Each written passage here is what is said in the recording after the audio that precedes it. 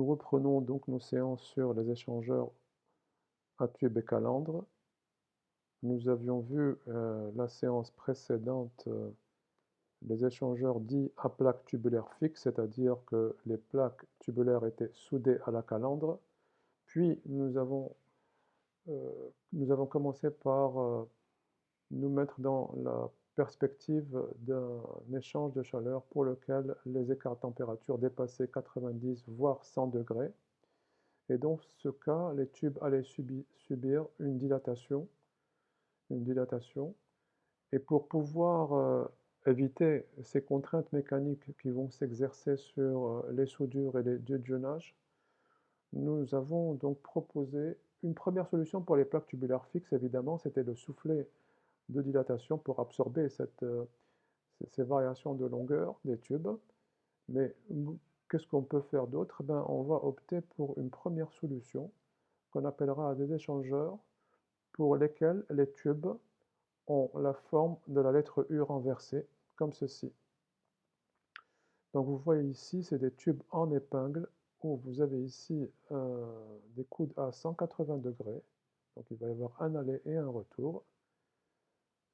Et donc nous pouvons, à l'aide de ce système, lutter contre la dilatation. Pas lutter, enfin, elle sera permise. La dilatation sera permise. Les tubes pourront se dilater librement dans le couvercle puisqu'il n'y a plus de contrainte, il n'y a plus un arrêt. Comme vous le voyez aussi, il n'y a qu'une seule plaque tubulaire fixe, il n'y a pas la seconde plaque tubulaire, elle n'existe pas.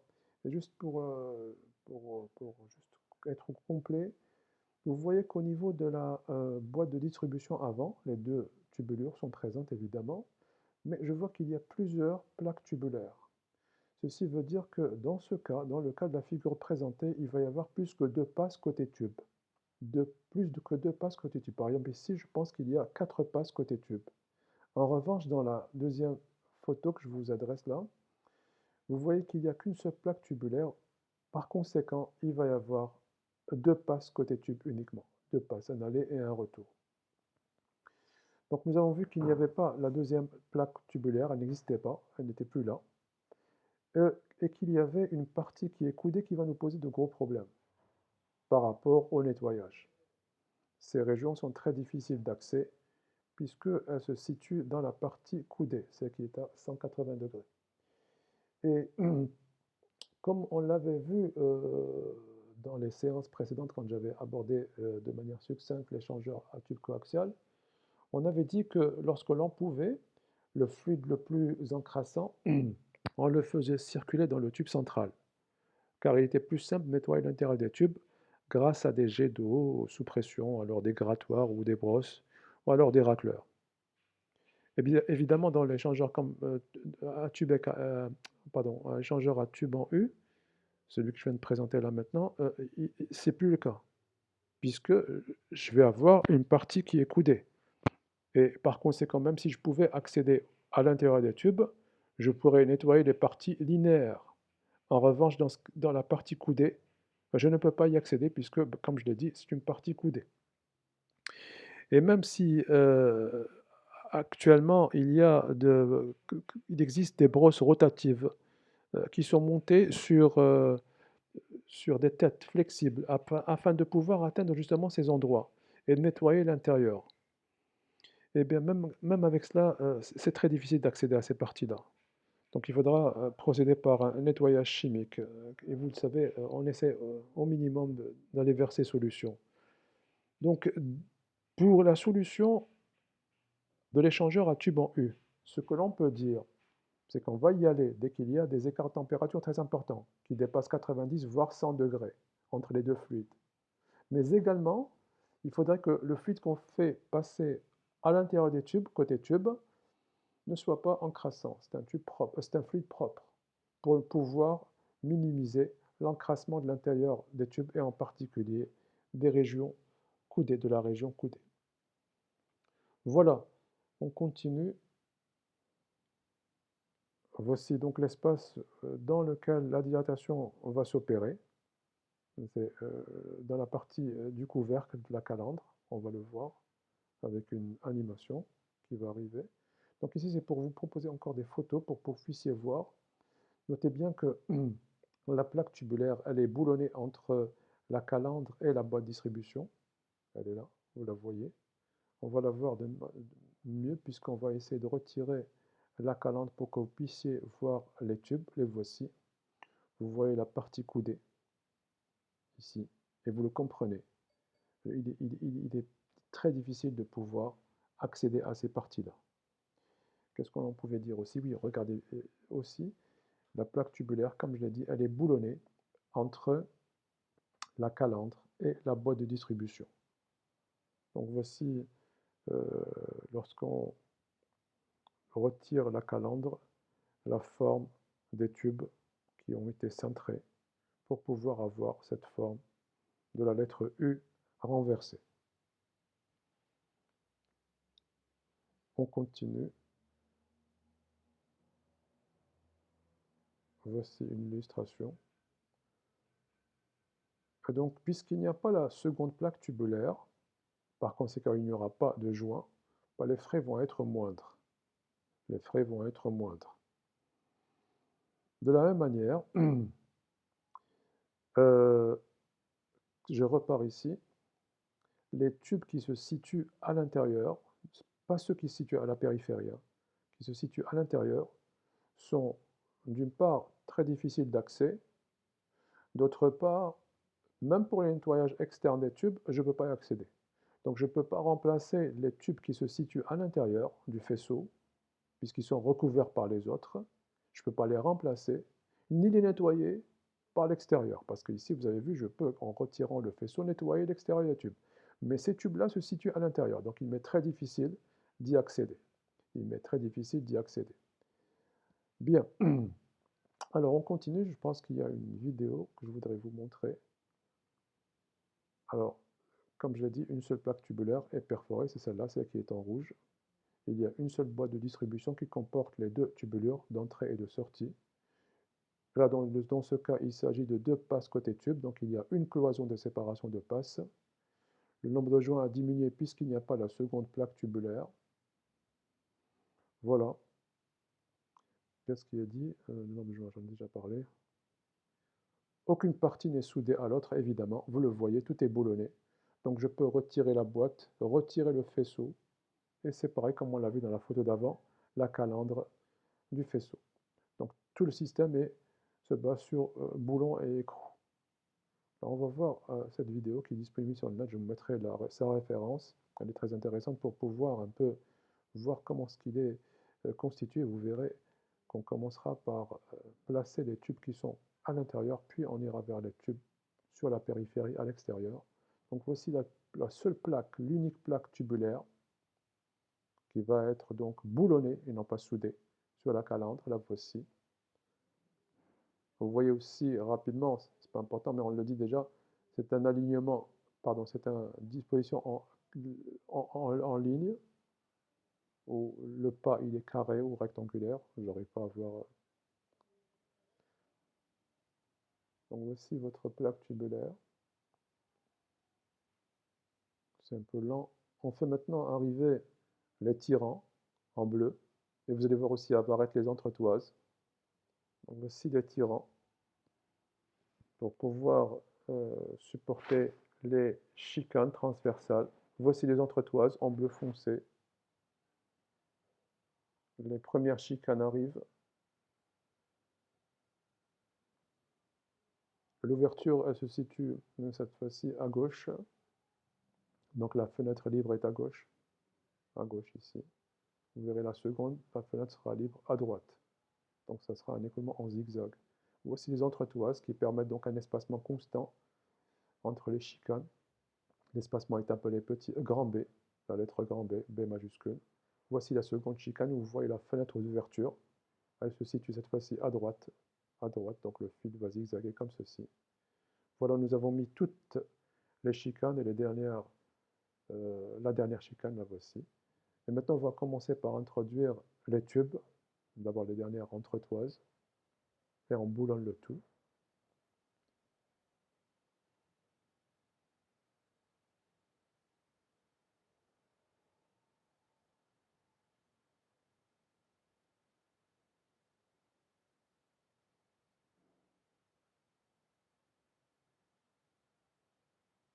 C'est une chicane plane, la dernière est une chicane plane.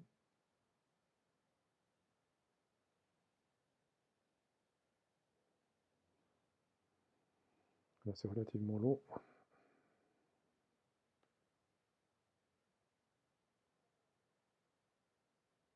Je vais accélérer un peu la vidéo pour pouvoir faire rapidement ceci.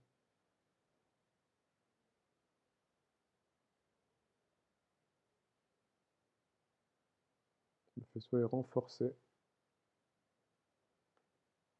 J'avance. Voilà. Je pense que maintenant les tubes, voilà, les premiers tubes, ceux qui se situent complètement à l'intérieur, évidemment, on commence par ceux-là, les plus petites épingles. Ensuite, on commencera à venir recouvrir celle-ci. Voilà. Donc, on commence par la plus petite épingle, le plus petit coude. Ensuite, je viens recouvrir ce dernier. Donc, vous l'avez compris, celui qui se situe complètement à l'intérieur, il est très difficile d'y accéder, que ce soit pour le nettoyage ou bien son remplacement. J'accélère parce que ça va durer un certain temps. Et voilà, voilà. On commence par mettre maintenant les autres rangées. Vous avez bien vu que c'est un aller et un retour. Voici l'épingle à 180 degrés. J'accélère, j'accélère. Voilà, tout le faisceau est introduit pour faire vite. Je répète encore une fois, la dernière chicane, c'est une chicane plane. Donc elle ne comporte que les orifices par lesquels seront introduits les tubes. C'est tout. En revanche, celle qui se situe à l'intérieur, les autres chicanes présentent des fenêtres d'ouverture. On met le joint. On va mettre le joint pour pouvoir boulonner ça à la calandre. Les joints d'étanchéité. Voici la calandre qui arrive. Elle est évidemment munie de deux tubulures uniquement. Une entrée et une sortie. Si bien ici, c'est juste pour la purge. Alors, le dernier joint. Et on va faire arriver la boîte de distribution qui va comporter évidemment les deux tubulures. Et vous voyez ici apparaître, je vais arrêter un tout petit peu. Voilà. Vous voyez ici apparaître la cloison de séparation des passes qui va me permettre de réaliser un aller et un retour, c'est-à-dire deux passes, deux passages. Voilà, elle arrive. On la boulonne, vous avez compris, tout est boulonné. Aucune pièce n'est soudée l'une à l'autre, aucune. Ce qui fait que je peux aisément démonter et remonter. Donc voici les boulons, les écrous vont arriver. Je ne sais pas, oui voilà. Voici donc votre échangeur à tube en U. Le U, il est relatif à la lettre U renversée. Voilà donc votre tube, l'échangeur à tube en U, comment est-ce qu'il est constitué. Bien, une fois que cet échangeur a été présenté et qu'on a compris plus ou moins son mode de fonctionnement, nous allons continuer et arrêter cette vidéo, puisque ça y est, on a dit l'essentiel, je pense avoir dit l'essentiel. Nous allons continuer pour aller voir les autres solutions. Donc je répète encore une fois, la solution à tube en U est très intéressante. Le voici, j'ai repris le schéma. Je vais enlever le schéma parce qu'il n'est pas très beau, celui qui est disponible sur la littérature. Donc j'enlève, j'ai refait le schéma, le voici. La boîte avant, la calandre et la plaque tubulaire perforée qui est boulonnée entre la boîte distribution et la calandre. Voici donc le système de boulon écrou. Vous l'avez remarqué, comme je l'ai dit, il n'y a pas la seconde plaque tubulaire, ce qui fait que ça va faire des frais en moins. J'ai disposé les chicanes, et voici. Pour mon cas, puisque c'est en 2D, j'ai fait l'ouverture, la fenêtre était ouverte en bas puis en haut. Vous n'avez pas le droit d'ouvrir ici, sinon vous aurez ici du volume mort. Donc il faut toujours que l'ouverture se situe plus loin ici, comme ceci. Ça va avoir cet écoulement côté calandre pour ressortir par ici. Bien. Alors, l'avantage, comme je l'ai dit, c'est qu'on peut, puisque tout est boulonné, rien n'est soudé, retirer le faisceau pour pouvoir le nettoyer. Tout est, euh, on va dire, flexible, puisqu'on peut tout enlever. Donc le nettoyage est plus simple. Alors je continue, voici la première passe, ça va vite, mais voici la première passe côté tube, puis la seconde passe côté tube en passant par la partie coudée, le coude à 180 degrés, et ça ressort. Voici l'espace dédié à la dilatation des tubes lorsque la température entre les deux fluides, comme on l'a dit, est très importante, c'est-à-dire qu'elle dépasse globalement 90 voire 100 degrés, mais j'ai trouvé une référence qui disait même 60 degrés. On va rapidement aller vers cette solution où les tubes pourront se dilater dans l'espace qui est ici hachuré en bleu. Voilà. Et comme on l'a dit, l'inconvénient majeur de cette solution, cette première solution, c'est qu'il faut impérativement faire circuler dans le tube un fluide propre. Un fluide propre. Parce que je ne peux pas nettoyer cette partie-là. Ces parties-là sont très difficiles d'accès. Je ne peux pas les nettoyer. Je peux quand même, je ne vais pas dire qu'on ne va pas du tout nettoyer. On peut nettoyer. Attends, je reviens en arrière, désolé. On va nettoyer comment? Ben, on va faire un nettoyage à l'eau sous pression, qui est une technique très efficace pour enlever les dépôts à l'intérieur des tubes, ou bien à l'extérieur également. Parfois même, on va utiliser du sable qui va être injecté toujours avec de l'eau pour pouvoir arracher les dépôts des parois. Et dans ce cas, il y a un gros risque, c'est celui d'érosion des tubes, de la surface des tubes, et surtout, les tubes sont protégés par un film anti-corrosion, et vous allez le retirer, et par conséquent, les tubes vont être sujets à la corrosion. Donc on utilise pas très souvent la solution avec un abrasif qui est le sable. On préfère utiliser donc de l'eau sous pression, parfois de l'eau chaude. Je vais vous présenter ces photos pour que vous puissiez les voir, mais en temps voulu. Donc je continue toujours dans la solution à tube en U, pour laquelle nous l'avons compris. Elle convient dès que vous avez des écarts très importants de température, mais également lorsque le fluide est propre, il n'est pas encrassant. Mais comment ça se passe? Voilà comment ça se passe, vous avez vu la dilatation. Les tubes se dilatent dans l'espace qui leur est dédié, et donc vous pouvez simplement, facilement, laisser les tubes se dilater à leur gré, puisqu'il y a un espace qui leur est dédié, c'est l'espace que j'ai représenté en bleu, c'est l'espace hachuré en bleu. Donc voici donc la dilatation qui s'est opérée. Et donc j'ai compris que cette solution était très intéressante, mais avec quand même une restriction de taille. Il faut que le fluide qui passe côté tube soit propre. Alors même côté calandre, on l'a dit, le souci c'est que le nettoyage par l'extérieur peut se faire, mais uniquement pour les tubes qui sont à la périphérie. Pour les tubes qui se trouvent dans la région centrale, on ne peut pas les nettoyer, même de l'extérieur. Par conséquent, j'ai compris que la solution du tube en U était efficace, mais elle a ses limites. Et donc, je vais aller vers une seconde solution. Si mes deux fluides, c'est-à-dire surtout le fluide qui circule dans le tube, est encrassant, qu'est-ce que je fais? C'est la question qu'on pose ici. Que faire lorsque le fluide est encrassant? Celui qui va circuler dans le tube est encrassant, de même que celui qui circule dans la calandre. Qu'est-ce qu'il faut faire? Bien, on va aller vers une autre solution, une seconde solution. C'est celle des têtes flottantes. La tête, la deuxième tête, c'est-à-dire la deuxième, on va dire pas boîte, mais tête, là, elle va être flottante. Ça veut dire quoi flottante? On va le voir dans la diapo qui va arriver juste ici. Donc voilà votre échangeur. Et je vois cette tête qui est là. Donc c'est une solution. L'une des plaques va être boulonnée. Vous la voyez, elle va être immobilisée, fixe, mais pas soudée, hein, fixe. Tandis que l'autre plaque tubulaire, ben, je vois qu'elle n'est pas boulonnée, elle est boulonnée au couvercle qui vient recouvrir les tubes. Mais elle n'est pas rattachée à la calandre, elle n'est pas solidaire de la calandre, ce qui fait qu'elle pourra coulisser librement dans cet espace qu'on appelle le capot. Donc je vais reprendre tout ça, ça va arriver. Donc qu'est-ce que je peux dire de prime abord comme ça? Une des plaques est boulonnée, est fixe, l'autre plaque est libre de coulisser dans le capot. C'est ce que l'on pourra dire. Donc l'une des plaques est fixe, la voici, c'est la première en gris. De manière à ce que tout est en gris. La première est en gris, la plus grande plaque, elle est fixe, boulonnée entre la boîte de distribution et la calandre. Parfois, il n'y a pas un système, elle n'est pas boulonnée, elle est juste prise entre les deux. Je vous montrerai ça à la fin. On va le voir à la fin, je ne vais pas en parler maintenant. Et la seconde plaque tubulaire, beaucoup plus petite, mais qu'est-ce qu'elle a de particulier? Elle n'est pas solidaire de la calandre. Elle n'est pas soudée à la calandre. Elle n'est pas boulonnée à la calandre. Elle est comment? Ben, la seconde plaque, de diamètre, comme j'ai dit, beaucoup plus petit, elle est inférieure au diamètre de la calandre, peut coulisser librement à l'intérieur du couvercle qui vient refermer la calandre. On appelle ça le capot, qui vient refermer la calandre.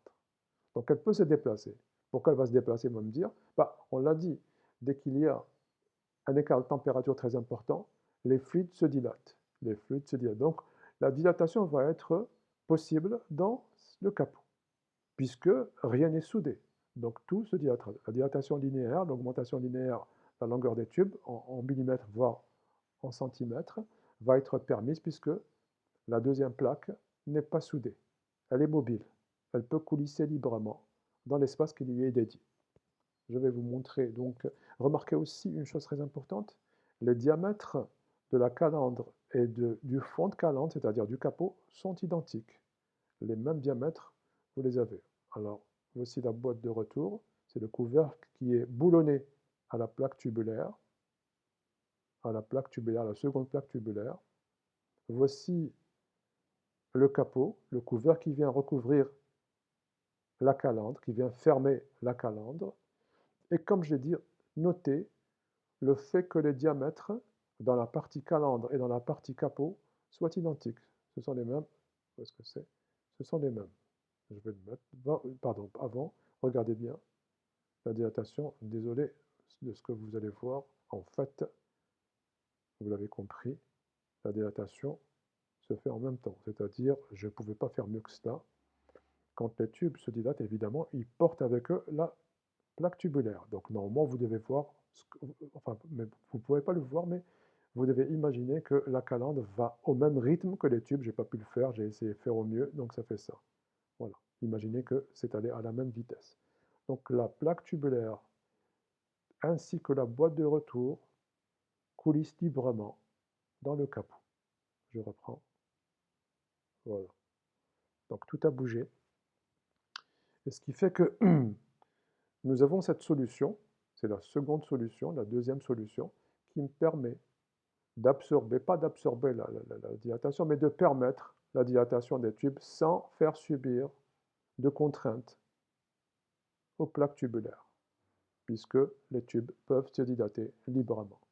Donc le diamètre de la calandre est exactement égal au diamètre du capot. J'ai noté ça DCT, capot, DCT. Alors, je voudrais que vous fassiez attention à l'espace libre qui est là, qui est très important, pour pouvoir laisser la seconde plaque tubulaire coulisser librement dans le capot. Donc je l'ai introduite dans la calandre. Donc il faut laisser cet espace libre. Cet espace libre, on l'appelle la clearance. La clearance, là voici. En anglais, hein. J'ai noté, ensuite je mettrai la nomenclature en français. Alors, je note qu'il y a un petit souci, c'est que l'espace entre la calandre et les tubes périphériques, les tubes les plus externes, il est grand. Donc il y a un espace important. Ce qui dit espace important dit qu'il va y avoir moins de tubes, donc moins de surface d'échange. Et ça pourrait poser problème pour la performance thermique du système. Donc je vais essayer de trouver une seconde solution pour pouvoir pallier le problème de cette clearance importante. Je vais tout doucement. Donc voilà, je résume. Nous sommes en présence, je répète, d'une solution, d'une deuxième solution pour pouvoir lutter contre les contraintes mécaniques qui sont dues à la dilatation des tubes, qui est provoquée par les différences de température entre les deux fluides. Bien, je l'ai compris. Une première solution, c'est les tubes en U. Ok, mais les tubes en U, ils ont leurs limites. Il faut que le fluide qui y circule à l'intérieur des tubes ne soit pas encrassant. Maintenant, si le fluide est encrassant, que fait-on? On opte pour une première solution. C'est la deuxième solution, mais premier cas. C'est quoi? C'est une tête flottante. C'est une tête flottante. Cette tête flottante m'arrange, puisqu'elle peut permettre la dilatation des tubes. Cependant, il y a un grand espace entre les tubes les plus externes et la calandre qui est inoccupé. L'idée est, ne peut-on pas justement occuper cette partie-là également. Donc je vais opter pour une deuxième tête flottante. Alors cette première tête flottante, d'après la nomenclature théma, la codification théma, c'est celle qui est plus simple, elle s'appelle T, la tête T, tête flottante T. Celle qui ne pose pas de soucis, on l'appelle la tête flottante T que voici. Donc vous le remarquez, l'indice le plus important qu'il faut voir, c'est que le diamètre de la calandre est exactement égal au diamètre du capot. Parce que ce qui va venir, ça va être différent. Ce qui va venir, ça va être différent. Il y aura une différence entre les diamètres. Donc voici la boîte arrière T. C'est une tête flottante de type T. Donc la question qu'on va se poser est la suivante. Comment peut-on faire pour pouvoir diminuer la clearance, pour placer plus de tubes, pour faire rentrer plus de tubes dans l'échangeur? En d'autres termes, pour augmenter la surface d'échange. Augmenter la surface d'échange. La solution, ça serait, on l'a compris, la tête flottante T est trop grande. Donc il faut lui donner de l'espace. Quelqu'un dirait, si on pouvait avoir deux diamètres, le diamètre de la calandre et le capot, s'il était plus grand, la tête pourrait coulisser librement. Mais c'est une nouvelle tête que je vais vous présenter, on l'appelle la tête flottante de type S, que je présente ici, que voici. Alors, vous l'avez vu, la clearance a diminué, il n'y a plus la partie en bleu, elle a diminué. Mais qu'est-ce que j'ai dû faire? J'ai dû agrandir le couvert qui vient fermer la calandre, le capot. Son diamètre, il est largement supérieur à celui de la calandre. Regardez bien, le diamètre de la calandre que voici, DC, et le diamètre du capot, qui est plus grand. Donc c'est une nouvelle tête, S, qui est plus compliquée, plus chère, qui comporte beaucoup de soucis, parce qu'il va falloir mettre ici une contre-bride pour pouvoir boulonner le tout. Et donc vous l'avez compris, c'est une belle solution pour pouvoir inclure plus de surface d'échange, mais elle va comporter des inconvénients, comme d'habitude.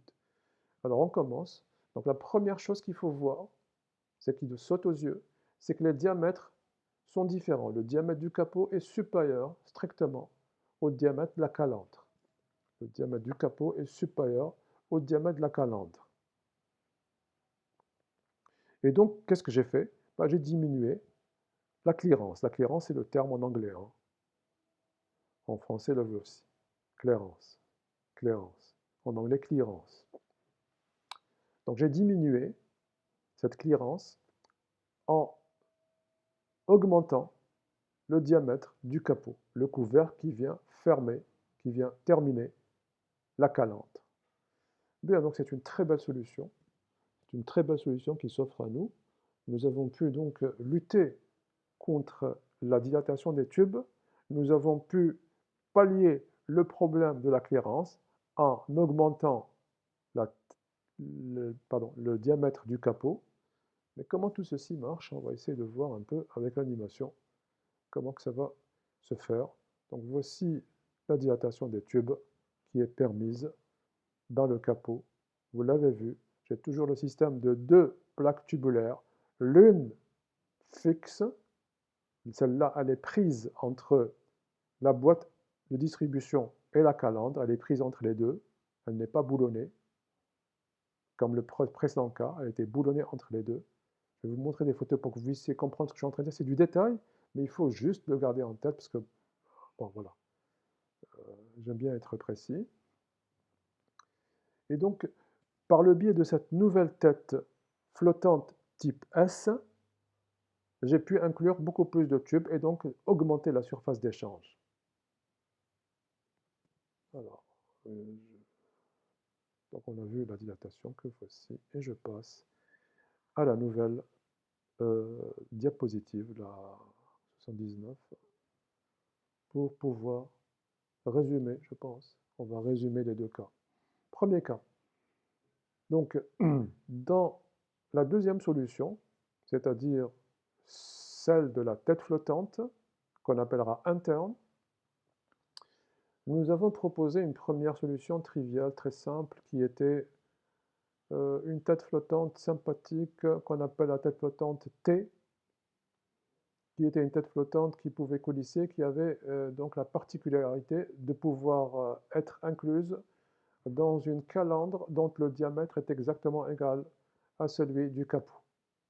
Voici la solution. Voilà, c'est la tête flottante T, type T. Donc, un échangeur à tête flottante type T. Maintenant, pour pouvoir pallier au problème de la clearance, nous avons opté pour une deuxième tête, la tête flottante type S. Donc nous avons dit que les têtes flottantes,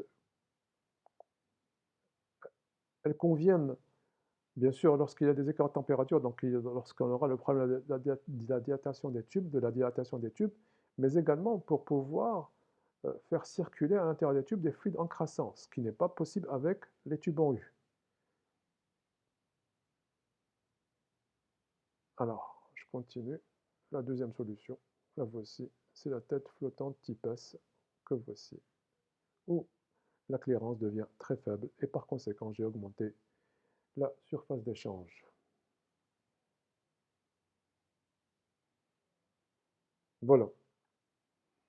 Alors, on est en train de parler depuis tout à l'heure des, euh,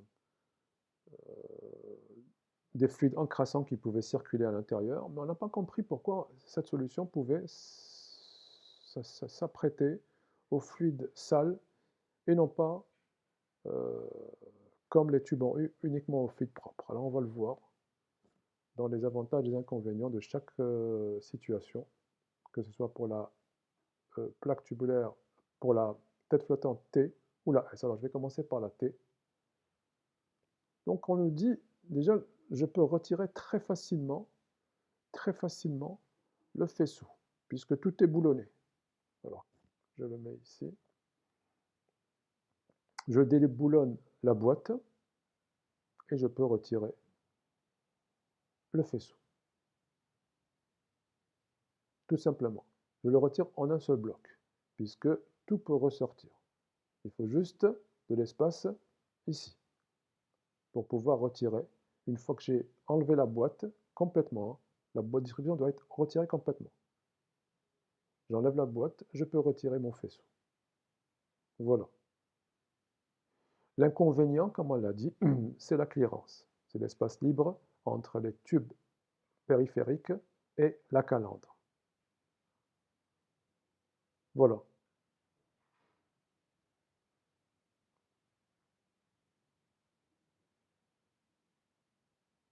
Alors, qu'est-ce qu'on me dit ici?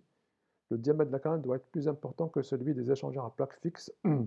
Oui, puisque je fais rentrer dans la calandre toute une tête, le diamètre de la calandre doit être important pour pouvoir recevoir cette plaque tubulaire mobile. Donc c'est juste pour comparer cette situation aux plaques tubulaires fixes. Les plaques tubulaires fixes n'ont pas cette contrainte, donc ils peuvent avoir un diamètre de calandre petit. En revanche, pour les têtes flottantes, il faut impérativement que le diamètre de la calandre puisse recevoir la tête flottante et donc pouvoir, pour qu'elle puisse coulisser. Donc le diamètre de la calandre est supérieur à celui des échangeurs à plaque tubulaire fixe. C'est ce que ça veut dire. Maintenant, on va voir le second cas. Les avantages, vous l'avez compris, c'est uniquement, enfin pas uniquement, c'est le plus important, c'est l'augmentation de la surface d'échange en diminuant la clearance, en faisant diminuer la clearance. Donc en faisant diminuer euh, l'espace libre, en le faisant diminuer, en y incluant, en y insérant des tubes, je vais augmenter ma surface d'échange. L'inconvénient, il est majeur. C'est toujours dans la période nettoyage. Quand je vais vouloir nettoyer mes tubes, vous allez me dire, c'est simple, il faut juste déboulonner la boîte. Vous avez raison, à moitié. Je vais vouloir déboulonner la boîte, je vais la déboulonner, très bien. Mais pour pouvoir retirer le faisceau ne peut pas sortir puisque la tête est beaucoup plus grande. Donc il faudrait que je fasse quoi aussi? Que je déboulonne le capot pour déboulonner le couvercle, pour ensuite enlever la contre-bride et retirer le faisceau. Vous l'avez compris, le nettoyage de la tête flottante type S est plus compliqué que le nettoyage pour la tête flottante type T. Est-ce que vous, je ne sais pas si c'est un peu confus, je reprends. Pour pouvoir retirer le faisceau, je ne peux pas le faire aussi simplement qu'ici. Ici, je déboulonne uniquement la boîte, je retire le faisceau. Il vient et ressort. Il faut juste prévoir de l'espace ici, avant l'échangeur, puisque tout sort. Ici, lorsque je déboulonne la boîte, je ne peux pas retirer le faisceau, puisque le diamètre de cette partie-là est supérieur à celui de la calandre. Donc il faut aussi que j'enlève toute cette partie-là. C'est-à-dire, pour l'enlever, il faut d'abord retirer le capot, déboulonner le capot. OK. Ensuite, je viens retirer le couvercle, ce couvercle. Puis, quand je retire le couvercle, il y a ici un système de boulons avec la contre-bride. Il y a une contre-bride que vous ne verrez pas aujourd'hui, mais on verra quand on détaillera partie par partie. J'enlève la contre-bride pour pouvoir espérer retirer les tubes. Donc, vous l'avez compris, le nettoyage, l'extraction plutôt du faisceau est beaucoup plus compliquée dans les têtes flottantes type S. Type S. Voilà. Qu'est-ce que l'on pouvait dire aussi? C'est tout, je pense. Maintenant, je vais vous montrer peut-être autre chose. Voilà, c'est juste des photos là. C'est juste pour vous montrer lorsque la plaque tubulaire elle est boulonnée entre la calandre et la boîte de distribution qui comporte les deux tubulures. Vous voyez ici, c'est un échangeur à tête flottante type S. Le diamètre du capot est supérieur à celui de la calandre. Voici la plaque tubulaire fixe. Je continue ici, c'est une très belle photo que j'ai pu retrouver cette année. Où vous voyez ici, alors au vu de ce qui est là, on voit que le diamètre du capot est légèrement supérieur à celui de la calandre pour pouvoir permettre cette dilatation dans cet espace qui est en transparence pour nous permettre de voir. Vous voyez aussi les chicanes qui sont disposées, où la fenêtre d'ouverture se situe dans la partie supérieure puis inférieure. On ne voit pas évidemment les entretoises, elles se situeraient quelque part ici. Mais c'est très difficile de voir ça parce qu'il n'y a pas de couleur, mais normalement, les voici. Elles permettent des espacements constants entre les chicanes. Qu'est-ce qu'il y a d'autre à dire ici? Bon, ce sont en fait deux échangeurs qui sont mis en série, mais ce n'est pas ça le but. Le but était de voir que le diamètre de cette partie-là était supérieur à celui de la calandre. Et comme je le disais, pour pouvoir extraire le faisceau, je vais déboulonner la boîte, oubliez la partie inférieure. On déboulonne la boîte, elle est là. On va la déboulonner. Pour pouvoir extraire, il faut aussi retirer le capot, le déboulonner, puis venir ici, retirer les boulons du couvercle de ce qui est ici. Ça, c'est une contre-bride pour pouvoir ensuite espérer retirer les tubes. Voilà. On, on va maintenant voir une vidéo, je pense. Non, c'est juste pour parler un peu de ces brides. Voici des brides que je vous montre sur ces photos pour voir comment elles sont faites pour pouvoir assembler deux pièces. On ramène la bride, on met un système de joint et on vient serrer avec l'autre partie. Et maintenant, on va voir une vidéo pour pouvoir voir un peu cette tête flottante, comment est-ce qu'elle se situe. Voici maintenant une dernière vidéo. Ma question, ça serait de quel type de tête flottante il s'agit. On va essayer de voir. Donc, de la même manière, voici les tirants qui arrivent, les entretoises. Je vais aller un peu vite peut-être. Je ne sais pas comment est-ce qu'elle comporte 2 minutes, j'arrive pas à voir. Enfin, ça va être.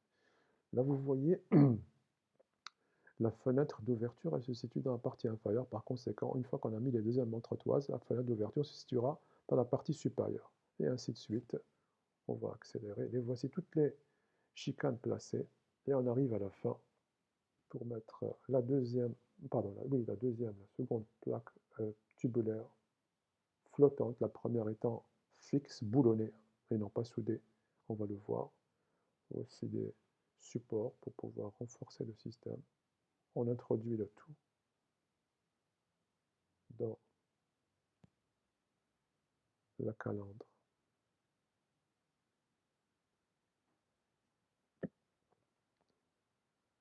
Alors,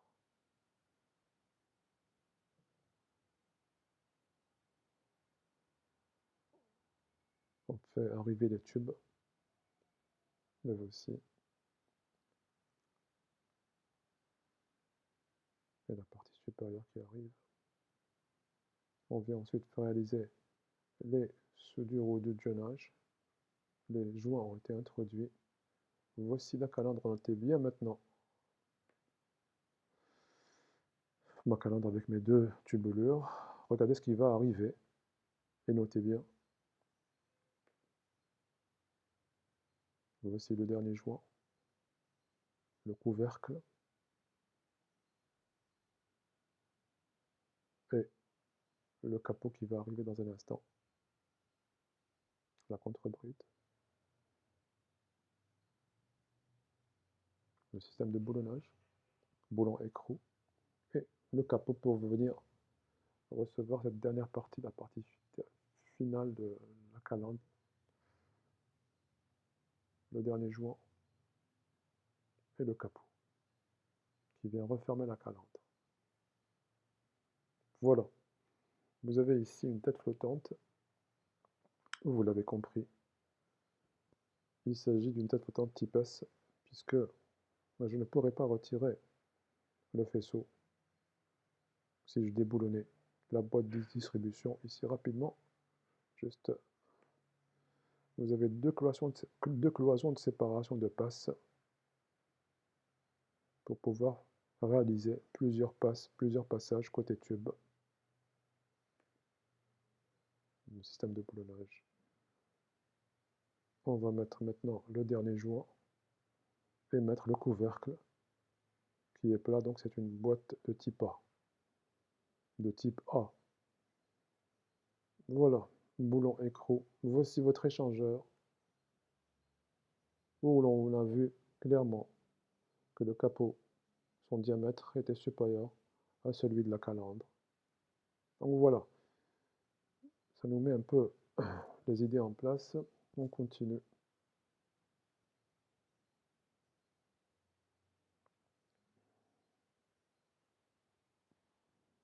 Alors ça, on l'a déjà vu. Qu'est-ce que c'est que ça? Oui. Nous avons dit une première solution, c'était les têtes flottantes. Et je n'ai pas précisé qu'elles étaient internes. Elles étaient internes. Donc nous avons deux solutions.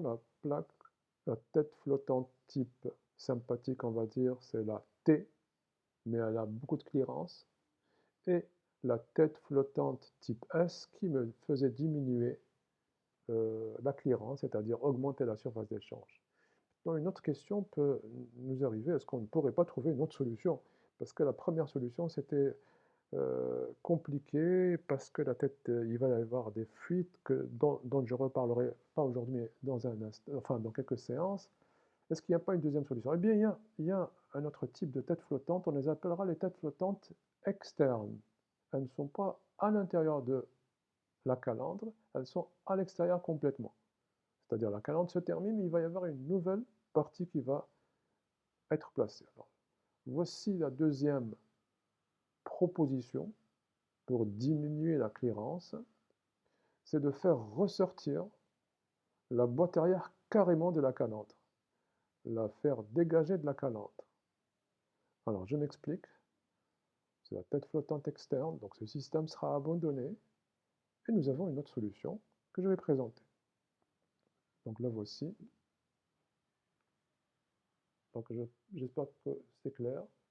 Je suis en train de vous proposer une autre solution pour pallier le problème de la clearance. C'est une tête flottante, alors il y a la tête flottante type S, mais il y a aussi une autre tête flottante, en fait il y a deux, mais j'en parlerai aujourd'hui que d'une seule. C'est la tête flottante type P qui va arriver. Alors la voici, c'est un peu nouvelle, bizarre on va dire. La voici, elle comporte une virole que voici, où l'on voit clairement que la plaque tubulaire y est soudée. Donc la virole est soudée à la plaque tubulaire. Il n'y a aucun boulon. C'est carrément soudé. Et cette partie-là, on va le voir avec les animations, va pouvoir se coulisser dès qu'il y aura des problèmes de dilatation. Dès qu'il y aura des problèmes de dilatation, c'est-à-dire de grandes variations de température. Ou bien se contracter, évidemment. suis en train de toujours dire dilatation, dilatation, mais il y a l'autre cas, c'est la contraction des tubes qui s'opère dès qu'il y a une diminution, une rediminution de la température. Donc c'est la boîte de distribution arrière type P. C'est une tête flottante type P. Qu'est-ce que c'est que tout ceci? Il y a beaucoup de choses qu'il faudrait qu'on dise. Là, on commence, on va voir le boîtier, le fouloir et la virole que j'ai déjà commencé par introduire. Voici ma calandre. La voici. Voici ma calandre. La virole que je viens de vous montrer, où on voit qu'elle est soudée à la plaque tubulaire, comme ceci. Là, voici la plaque, vous voyez qu'elle est soudée. Vous voyez ici apparaître en jaune ce qu'on appellera une garniture, qui est portée par la virole. Je m'explique. Donc ça, c'est le boîtier qui est solidaire, donc qui est solidaire à la calandre et la garniture. Et la dernière pièce, c'est le fouloir. Ne vous inquiétez pas, tout ceci va être décortiqué pour que vous puissiez voir chaque pièce arriver en son temps. Alors, je commence. La contrebride, le couvercle. Donc, je comprends une chose, c'est que le boîtier, c'est la liaison avec la calandre. Ce boîtier est boulonné sur un fouloir qui vient compresser, on va dire, une garniture. Une garniture. Je vois aussi que le fond est plat, boulonné, le couvercle est plat, boulonné à cette virole. Rappelez-vous du terme virole, je vous avais dit qu'il y avait une distinction. Lorsque la calandre, son diamètre est supérieur à 0,6, c'est une tôle qui va être, à laquelle nous allons donner une forme cylindrique en la faisant passer dans une rouleuse. Et sinon, si c'est inférieur à 0,6 mètres, le calandre est fait avec un seul tube où il n'y a pas de soudure. Bien, là on appelle ça une virole. Alors je m'explique. On refait tout ça. Voici le boîtier. Voici la virole soudée à la plaque tubulaire.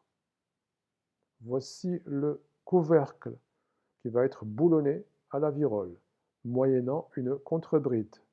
Une contrebride. Voici le fouloir qui vient percuter une garniture. Voici des tubes qui arrivent et qui sont ensuite, je fais exprès de les faire ressortir, mais en fait c'est pas ça, c'est plat, pour que vous compreniez qu'ici il va y avoir des soudures ou bien des dejeunages. Nous boulonnons le boîtier au fouloir, mais également le couvercle à la contrebride. Voici tout ce que j'ai dit. Maintenant, on va voir avec l'animation, partie par partie. Bien, lorsqu'il y a variation de température, que se passe-t-il? Les tubes se dilatent, comme ceci. Donc ils vont, en se dilatant, pousser la plaque tubulaire qui est soudée à la virole. Tout le système va se mettre en marche, comme ceci. Voilà. Le tout se met en marche et vous pouvez donc tenir compte ou bien pallier le problème de la dilatation puisque toute cette partie-là va pouvoir bouger. Mais ça se trouve à l'extérieur de la calandre. Alors, tout ceci se trouve à l'extérieur de la calandre, comme je viens de le dire. Mettons un peu l'échangeur, mettons-le en place pour pouvoir voir tout ça. Alors, je replace mes pièces, les voici.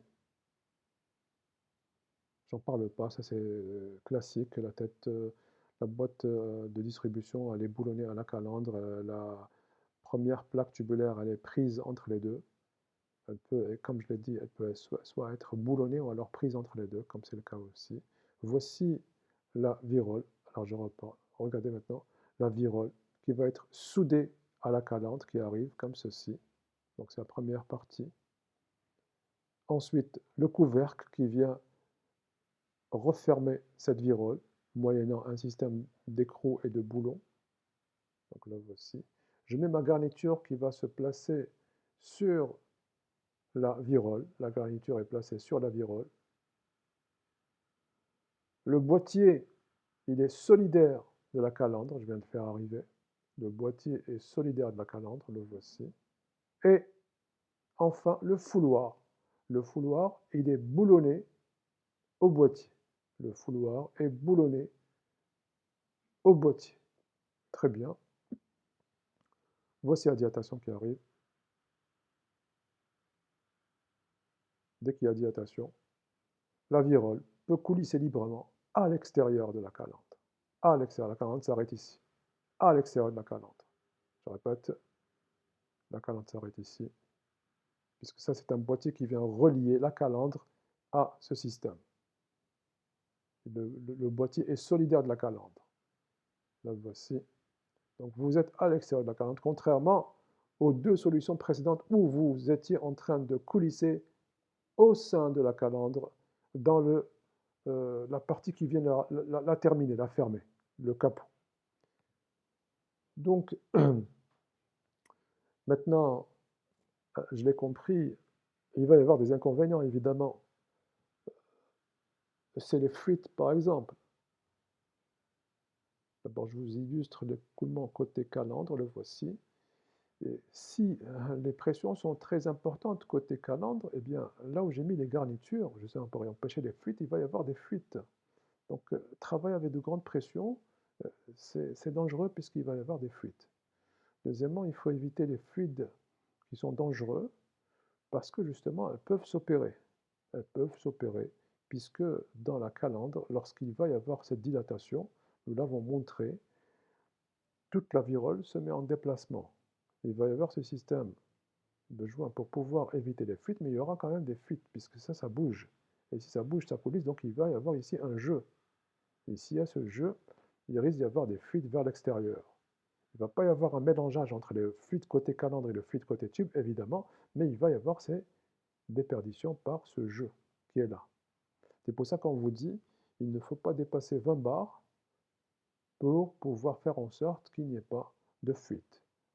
Et il faut éviter d'utiliser les fluides toxiques, inflammables, pour éviter ces fuites vers l'extérieur. Alors, regardez bien, la calandre se termine ici, et toute cette partie que j'ai rajoutée se trouve à l'extérieur de la calandre. C'est pour ça qu'on appelle ça une tête flottante qui se trouve à l'extérieur, externe. Voilà. Donc vous le voyez, c'est un échangeur à tête flottante externe qui se situe à l'extérieur de la calandre, où nous avons vu que ça était constitué d'une virole pour laquelle la plaque tubulaire y était soudée. Cette virole pouvait coulisser puisqu'elle était solidaire des tubes librement à l'extérieur de la calandre. Il se trouvait qu'il allait y avoir des fuites entre le système que nous avons mis, la garniture, et la virole, et le fouloir évidemment aussi. Donc voilà cette première solution qui s'offre à nous. Nous l'avons compris.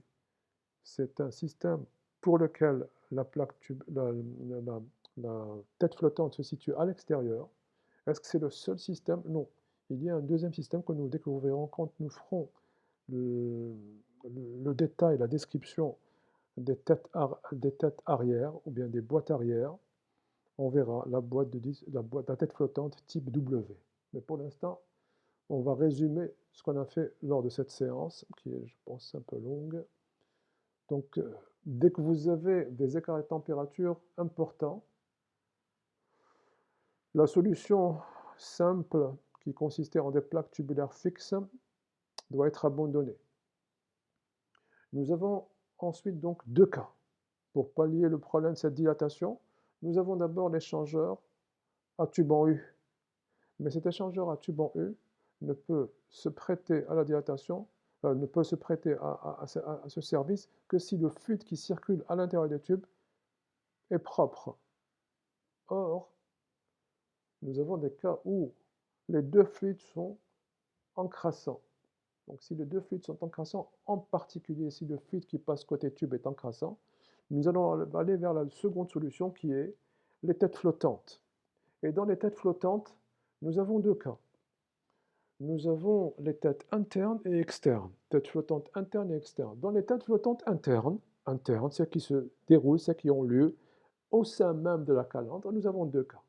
Nous avons la tête flottante la plus simple, la sympathique, celle qui est relativement simple à faire.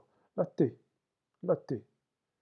Mais elle avait un inconvénient majeur, c'était la clearance, le vide qui se trouve entre le tube et la calandre.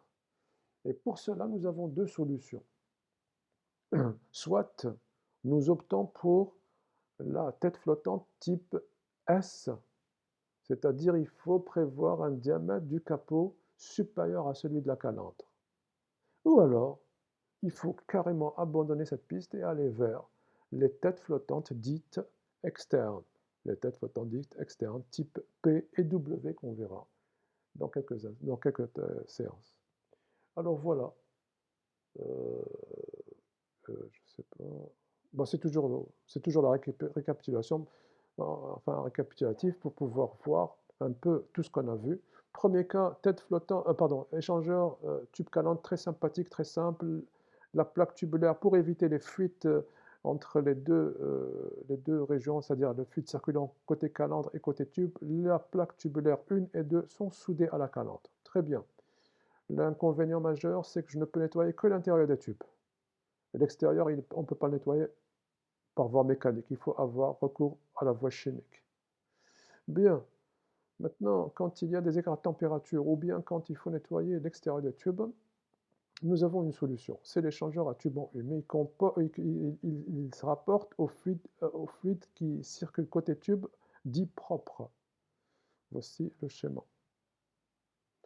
Maintenant, les solutions quand nous avons affaire à des fluides encrassants. D'abord, nous avons le cas interne, une tête flottante interne. Une tête flottante interne sympathique et simple. La voici, mais elle présente une clearance importante. Pour pouvoir donc diminuer cette clearance, deux solutions s'offrent à moi. Soit c'est une tête flottante type S, que voici, où le diamètre du capot est largement supérieur à celui de la calandre. Ou alors, c'est une nouvelle tête, c'est une tête flottante, certes, mais elle est à l'extérieur de la calandre. On appellera la tête flottante type P, pardon, que voici. Voilà. Normalement, c'est terminé. On va voir ensuite les alignements. Ouais. Donc c'est pas la peine. On va arrêter ici le cours.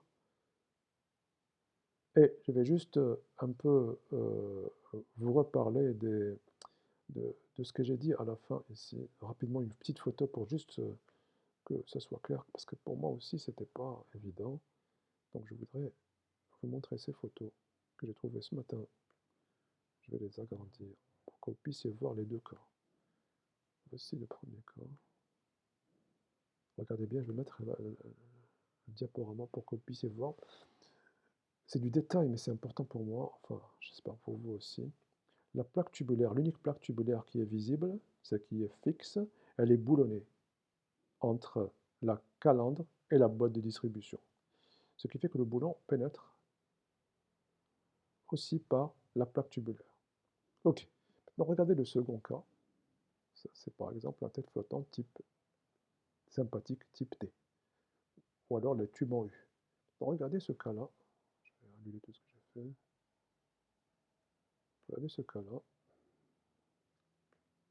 Où cette fois-ci,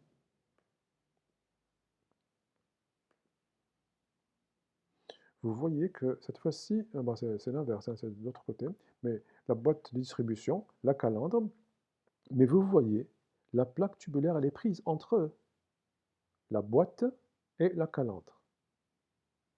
J'espère que vous avez vu la nuance entre les deux. Voilà. Ceci termine le cours. On verra à l'occasion des prochaines séances, on ira un peu plus loin, on verra les pas. Nous verrons également les systèmes de nettoyage. On comparera les échangeurs thermiques entre eux. Et ensuite, on verra ce qu'on appelle une chicane. Quels sont leurs rôles, à quoi servent-elles. Et on ira tout doucement pour aller vers les passes aussi, on verra les passes, pour aller vers le dimensionnement proprement dit. Donc pour l'instant, on va arrêter le cours. Je sais qu'il a été un peu long, je ne me suis pas chronométré comme d'habitude. J'espère que ce n'est pas trop lourd pour vous. Prenez soin de vous et au plaisir de vous lire. à travers vos commentaires, vos remarques et vos corrections. Elles sont toujours, comme je vous l'ai dit, les bienvenues. Prenez soin de vous, comme je dis, et à très bientôt. Au revoir.